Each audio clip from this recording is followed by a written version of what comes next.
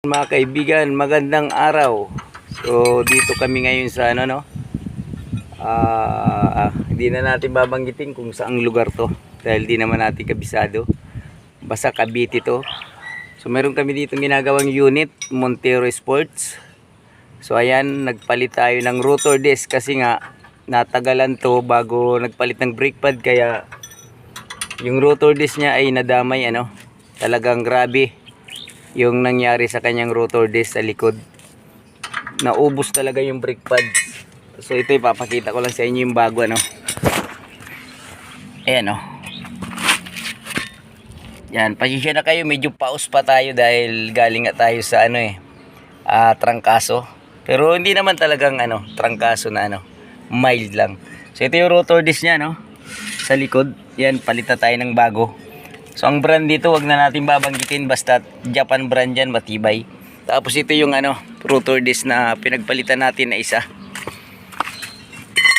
Ayan, ito yung hindi kinain ano, pero mga kaibigan, ito palitin na rin talaga dahil manipis na. Yan o. Yan. So ito yung tatanggalin namin ay sobrang ano talaga. Wow, tirahin mo na. Okay. So ayan o, kinakalas na natin. Yan. Yung sa mga nagbabash pala sa videos natin ano sa YouTube, pasensya na kayo mga kaibigan. Tayo naman kung ano lang yung ating nalalaman, so yun lang ina-apply natin. Hindi naman namin sinabi na gayahin yung ginagawa natin pag troubleshoot. So talagang kanya-kanya yan ano. Bawat mekaniko ay may kanya-kanyang troubleshooting.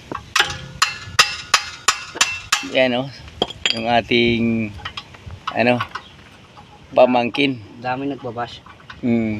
Sa mga basher natin, sabi makinig sa kanya kasi instructor siya sa isang ano, ano daw siya sa TISDA. So nagtuturo siya, teacher sa pagmemekaniko. So mali daw yung ginagawa natin, pero ayos lang yun, at least nakita niya na mali pala yun. So yun kasi natutunan natin no. Kaya ina-apply din natin syempre. So itong rotor disc na to, ito yung ano medyo manipis na rin. Kaya pinalitan natin left and right na no. Montero Sports to. Siguro ang year model nito, hindi tayo sa pag magkakamali 12 hanggang 13.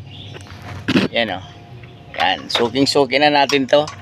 Araw naman ngayon ng ano no,